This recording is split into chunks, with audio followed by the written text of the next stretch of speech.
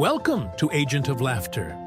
Each week, we bring you powerful conversations with authors, entrepreneurs, and everyday heroes who've turned challenge into joy and mindset into success.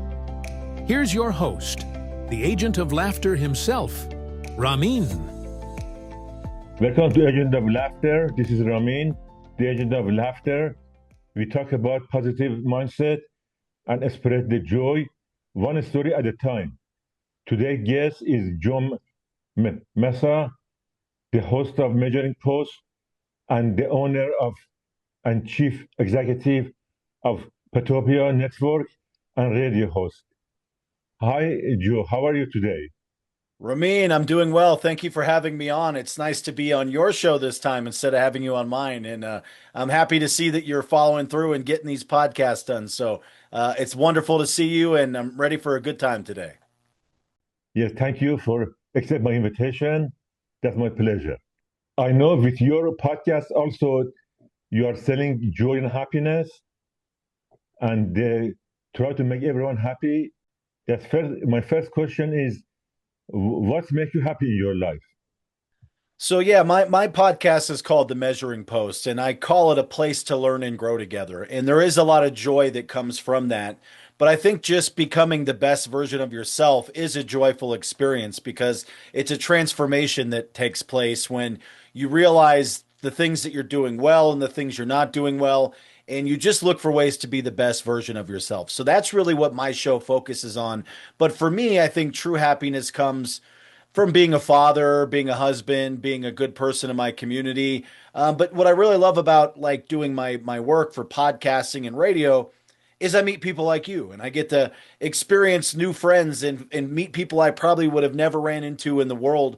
And to meet somebody as positive as you, Ramin, it's rare. And I love your message. So when you said you wanted me to come on, it actually brought a little bit of laughter and joy to my life. So no, I think it's important to focus on some of the good things in a world full of negativity. We have to remember that there are bright spots and there's joy out there, and we need to live it.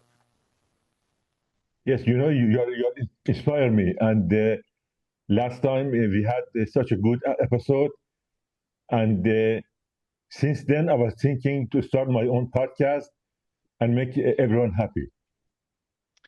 If anyone could do it, it's you. I mean, you make me happy just rocking those sunglasses. That's the second time I brought it up. Man, you look like an all-star today. But no, I know you actually went through my online course, the Podcast Accelerator, where we teach these things. But it's rare that I get to see somebody go through the course and then they invite me to their shows. So this is a real honor to be sitting with you today. And I wish you nothing but success in your podcast. And I know that you're going to spread joy. You definitely exuberate that right from you every day. Yes, that's that's our goal, so we speak. So, what is your hobby? What is make you happy if you are not working? Well, yeah, work is definitely not a hobby, so it's a necessity. We all got to pay those bills. But like I said, I'm a really active father. We just moved my son to college, so he's up at the Colorado School of Mines, studying on mechanical engineering. So I love getting to spend time with him when we can. My daughter is only 12 years old, well, soon to be 12.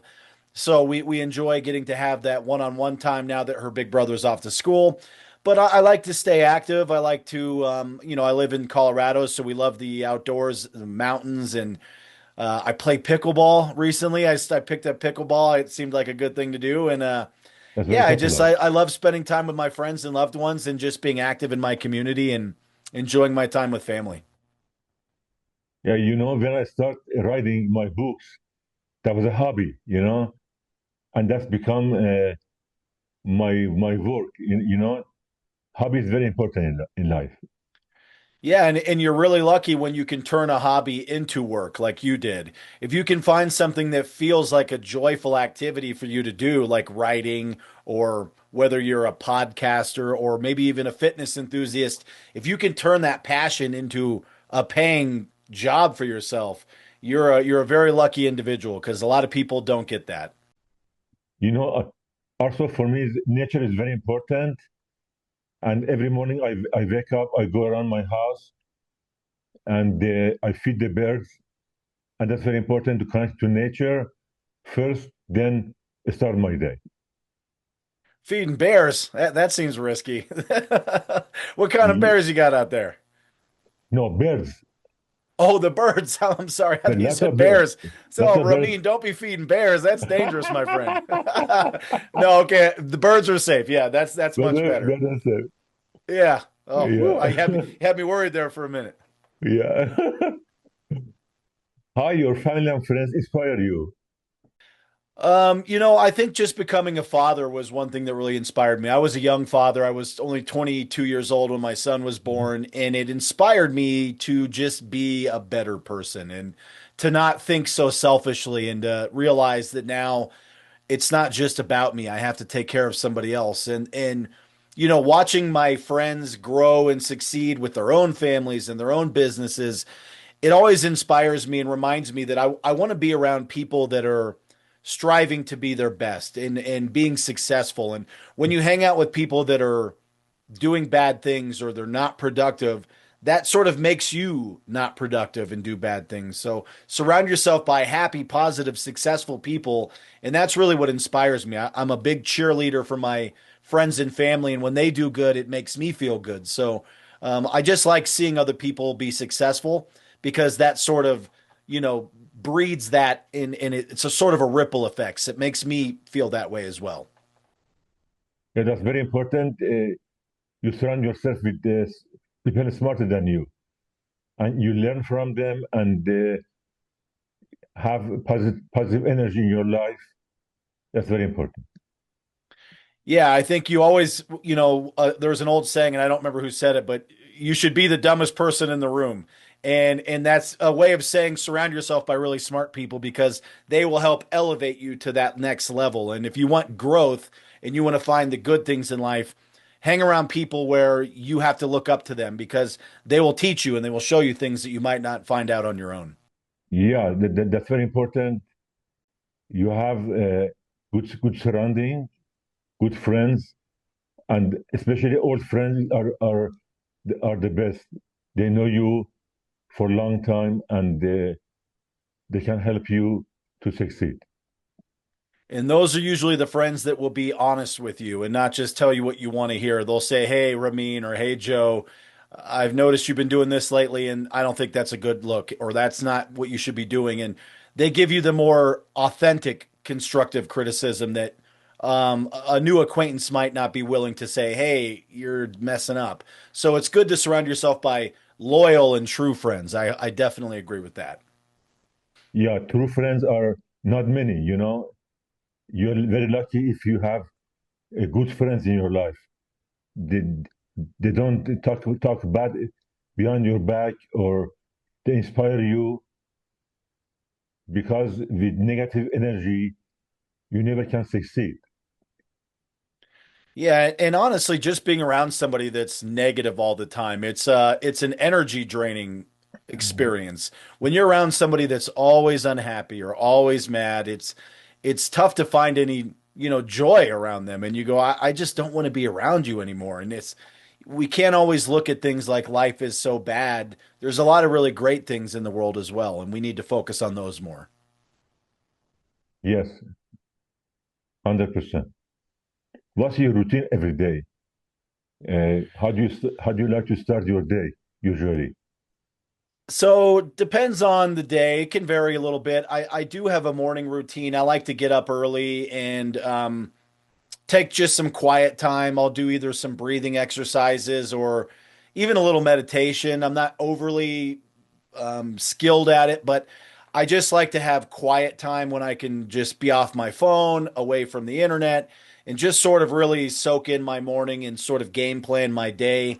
And then I like to get my daughter up in the morning. I help her get ready for school. I don't need to help her get ready, but I'm there when she's getting ready and I get her to school in the morning. And then typically from there, I'll start my day with whatever activities I have planned that day. But I try to always take the first hour and a half of each morning and have that as like my quiet personal reflection time because I find if I push that back into the day and I go, oh, well, I'll do it after breakfast, it'll never happen because then the day happens and you get busy and you sort of get lost in your tasks and activities. So I really like to earmark that time in the morning just for me to have my own internal reflection. Yes, it's very important. You start your day and connect to your surrounding and not go to the phone and computer right away. And to make sure everything around you is okay, and then start your day for success. Yeah, and we spend enough time on our phones and computers. I know that the internet will be there if I'm not on for an hour, it's okay. It's not gonna go away. We have to take the time to feed the birds in the morning, just not the bears. And I think Yeah. that that's a smart thing to do. It just people call it grounding. Just walk out in the morning and put your bare feet on the ground and just feel the sun on your face and just sort of soak it in and just remember that we're all part of something bigger. Yes, remember we have beautiful world. Yeah, a lot of beauty out there. Yeah. What is your code or passage you live by? What is your favorite code? Ooh, that's a good one because in my podcast I do a lot of quotes. That's one of the things we talk about, and I'm a big believer in learning from other people. And there's a lot of great, brilliant minds that have lived in the years and generations before us. So I like to look at a lot of words of wisdom. But one I think I really really like is I don't know if this is a quote, but more of like a saying or just a way of life. Like leave things better than the way you found them. And whatever that is, whether it's a relationship, whether it's your environment, whether it's your um, work situation, your community, I want to be known to be the person that leaves things better than they were when I first got there. So I'm a big agent of change and doing good work in the community. So I really want to try to live that every day in my life. Just do something good and leave something good, a legacy behind. Yeah, it's very important. You make everyone happy, whoever you are in connect with every day, and that's a joy for for us also to see everyone around us happy and successful. Yeah, and we can play a big role in that as long as we're willing to put in a little work and help people around you raise up and be the best versions of themselves. You can absolutely have an influence on those around you just by being a positive person. Yes, I love that. What is a state of mind for success in your opinion? Consistency. You have to be willing to go to work every day and put in the effort. People, especially in today's world with instant gratification, there's a lot of people that expect to get rich overnight. They expect their business to take off overnight. And the reality is, it takes a lot of hard work and consistent dedication. So, if you want to have a successful business, a successful marriage, a successful anything that you want to do, even a hobby, you want to get good at a hobby, practice, repetition, and consistency, and not be afraid to fall down and mess up. Like every time you try something new and you don't succeed, you're learning. Don't consider it a failure. Consider it a learning event. I didn't I didn't fail. I learned something that will teach me how to do it better next time. So be willing to be consistent and be willing to fail and take that as a learning curve. Yes, if you not succeed in first time or second time, you learn something. Does not mean you're a, you failed. That means you learn something and you can make it much better next time. Exactly. And everybody fails no matter what you do. The first couple of times you do it, you're not going to be good at it. And that's because it's new. So you have to put in the time and the effort and realize that it's okay to not be great on your first attempt. Nobody was great on their first attempt. So just get back out there, pick yourself up and get back to work. Yes, I love that. If you like to choose superpower, what kind of superpower do you choose? That's a good one because I was a bit of a comic book nerd growing up. Yeah, If I could okay. only get one, my favorite comic book hero growing up was Wolverine. He was like the metal skeleton guy. I always liked him. But if I could have one for myself, I would have to say flight. I would love to be able to just we just fly Right. away and just be No gone. traffic. Yeah, no traffic, no waiting in lines, just, get to the mountains like that. So, plus, I think it would just be amazing to just be weightless and looking down at the earth and realizing how small we really are compared to a big, beautiful earth. So, I would go with flight, I think would be my main one. This is my Agent of Laughter superhero. Yeah. So, what would your superhero power be then, Ramin? To be able to stop time. Okay, so time Yeah, control. yeah, because nobody can stop time, and we always into the future, and you know, if you can stop time and take a moment, that's like pleasure. I like that. So instead of looking at the future, you could stop time and just enjoy the moment. Okay, that's a good one. That was a better answer than mine. What is your idea of life? I think we want everything happy and successful. But what do you think about it? I think that it's important to be happy and it's important to find happiness in little moments. There's going to be sad events that happen, not only in the world, but in your own life. You know, Loved ones pass away, finances fall apart, you lose jobs, things happen that are not happy, but there's always a way that you can find happiness in little moments. And I think that if you sort of look at those little moments and realize that regardless of what's going on around you, you're still in control of how you react and feel in those situations. So just look for the little linings and the little glimmers of happiness in every moment. And if you have just sort of that outlook in life like you do, it's amazing how much happier you can be overall because you're not looking everything like the glass is half empty. You're more of an optimistic viewpoint. And I think that's very important in life. Yeah, small things in life is very important. For example, I wake up in the morning, I have my own mug coffee. That make me happy, and the, that cup of coffee make me start my day. Yeah, and it's a small thing. It's not Small like thing. you won the lottery and the most, you bought the new house or the new car. It's just a simple cup of coffee, but you enjoy it. You have time to go outside and feed your birds. You get to enjoy a nice cup of coffee, and it's a good positive start to your day. And also, I think as humans, we're very built on routine and structure. So when you do that activity every morning, it's just setting the rest of your day up to be successful because you did what you normally do. You got that first task out of the way. You got to enjoy a nice cup of coffee. And now it's time to get to whatever you have to do for that day. So, yeah, it's the little things in life that we have to remember are more important. Yes, 100%. How do you maintain your good mood every day?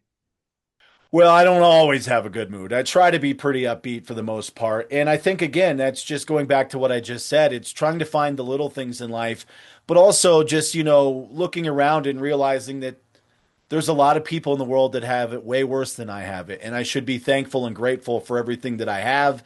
I have to be thankful and grateful for my health currently, my family that loves me.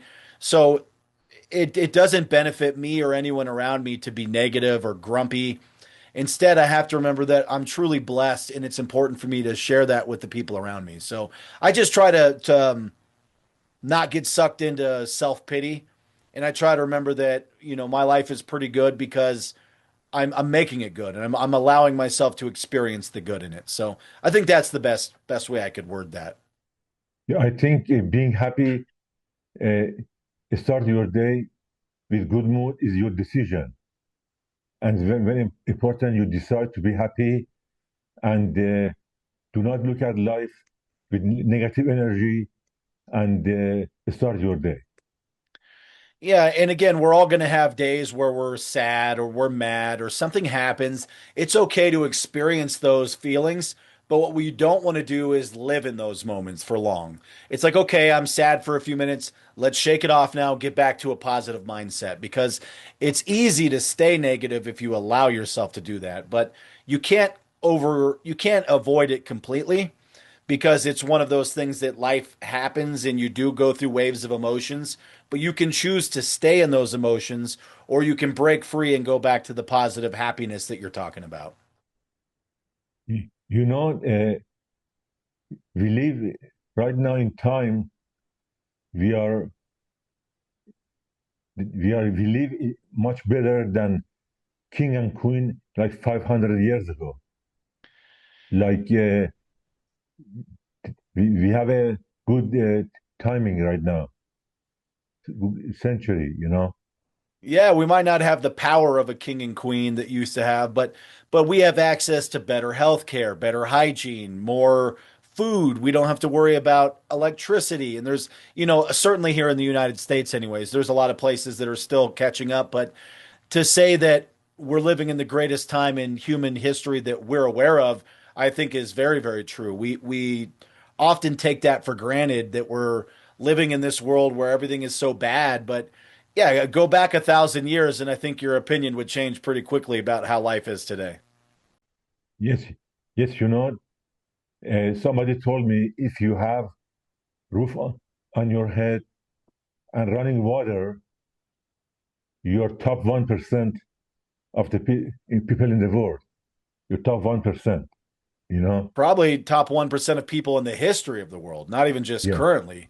But yeah, I mean, we take those small luxuries for granted, like running water. There's places even still on the globe in Africa and certain places in South America where they don't have running water. They have to go fetch water and they have to go do things that make life much, much more difficult.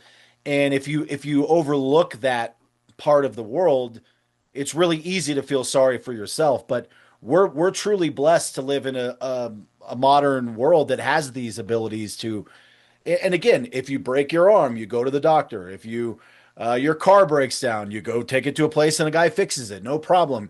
We have a lot of ability and luxuries that are things that we should be very happy and joyful for because 99% of the world in the history of the world never had these luxuries. So we are very lucky. And of course, if you're happy, that's the completed. Yeah, and if you're happy, then you're 1% of the 1%. Not only do you have 1%. the best world, but then you're a happy guy too, or a happy girl out there. And no, I think it's important to have that mindset. Yes, yes. We are playing game in my podcast. Today I'm choosing from my Rules of Laughter, my first book. We choose a page. Please choose from 1 to 300. All right, 1 to 300. Let's go page 234. We'll do 234. And I do not have this book in front of me, so I don't know what I'm walking into here. Maestro at work, never look back, and everything follow his lead. You know, maestro for the orchestra Yeah, doing the composer. composer, yeah. So never look back, and everything follow his lead, and he's doing, and everyone listen to him. You're absolutely right. The composer always looks forward. He doesn't turn around to see what the crowd enjoys, but everybody knows what he's doing. So no, that's beautiful. Yeah, that was one of my poems in my book. Yeah, the rules of laughter. Your very first book. It was one we talked about when you were on my podcast, and Yes. I loved hearing about your process and how you came up with a lot of those. Oh, thank you. That takes a long time. I can imagine, and you got it, but you don't have to have that creative soul. You have to want to be able to share beautiful words like that. So no, I love that you put that together and you share that with not only me and my audience, but your own audience. And you just have ever since I met you, Ramin, you're just this bright spot of truly joy and happiness. And it's so rare to find. And I love hearing you laugh and talking with you, man. Thank you so much. Thank you so much. Learn from you. Oh, appreciate that. Yeah. Yeah, yeah. Today we're going to talk about one of my chapters on the Books of Laughter series. How do you define love in one sentence? Love in one sentence to me would be love is something that you fight for at all costs. You would sacrifice everything for love. Without love and self-love, word cannot connect, doesn't exist. That's the most important key. To love yourself, to love your friends and family, your surrounding, even the strangers.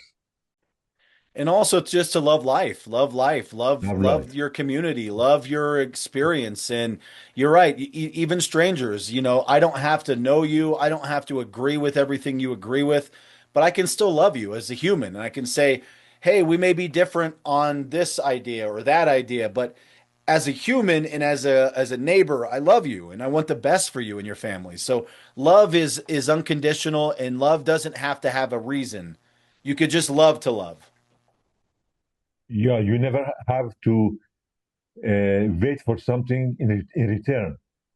You have to have unconditional love, and everything come together. Yeah, just keep loving your heart and the rest will fall into place. Yes, yes. Thank you, Joe, for this amazing time. Please mention your Patopian network and your podcast. How people can contact you. Yeah, thanks, Ramin. I appreciate you having me on. It was great to catch up with you, and I'm glad to see you're making episodes now. My particular podcast that I host is called The Measuring Post, and you can find that at themeasuringpost.com.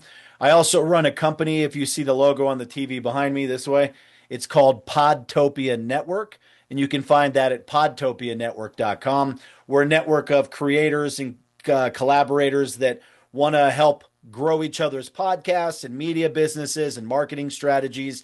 We help people start their own shows. We help businesses start shows.